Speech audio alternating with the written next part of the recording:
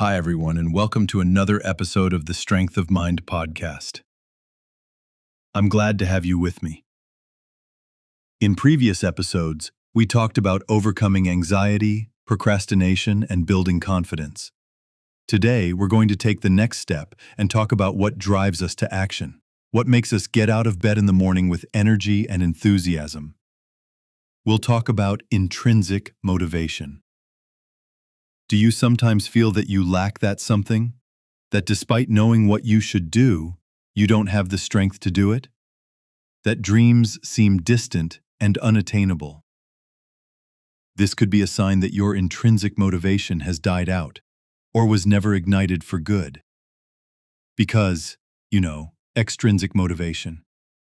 That from other people, pressure, money, rewards, these are all important, but fleeting.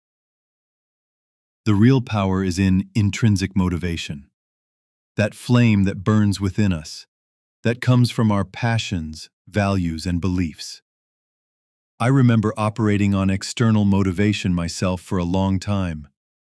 I did things because I had to, because someone expected me to, because I was afraid of the consequences. This was exhausting and ineffective in the long run. I felt like a puppet that someone was controlling. It wasn't until I discovered what really turned me on, what was in line with my values, that I felt a real drive to act. It was a revolution. And today, I want to share with you how you can do this at your place. However, before we get into specific tips, I'd like to ask you a question. Think about it for a moment. What really turns you on? What are you passionate about? What makes you feel invigorated and energized? Think about it because this is the starting point for building internal motivation. Well, let's start at the beginning. Why is it so hard for us to find that intrinsic motivation? Where does this lack of passion and enthusiasm come from?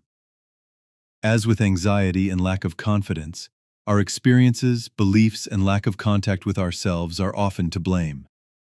One of the main reasons is a lack of awareness of one's values.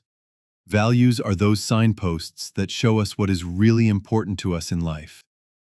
What drives us, what gives us a sense of meaning. If we don't know our values, it's easy to lose our way and act against ourselves, to do things that don't satisfy us, that are not in line with our beliefs. And then the motivation goes out. I remember the story of a friend of mine who worked for years in a corporation. He was earning good money, had a stable job, but felt unhappy. He felt that something was bothering him, that he wasn't realizing his potential. It wasn't until he began to explore the topic of values that he realized that the work he was doing went against his beliefs.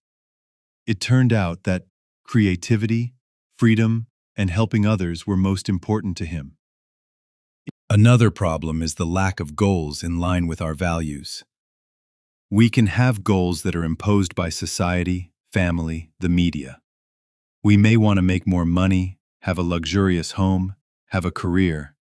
But if these goals are not in line with what we really feel inside, it will be difficult for us to find the motivation to achieve them. We will feel like we are climbing a mountain that is not our own. Lack of passion and interest is also a common reason for lack of internal motivation. When nothing turns us on, when we don't do anything with pleasure, it's hard for us to find internal drive. Our mind needs stimuli, challenges, a sense of flow, that state when we are so absorbed in what we are doing that we forget about the whole world.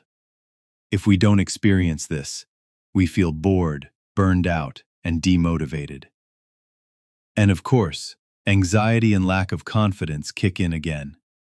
We are afraid to take risks, afraid to step out of our comfort zone, afraid that we will fail.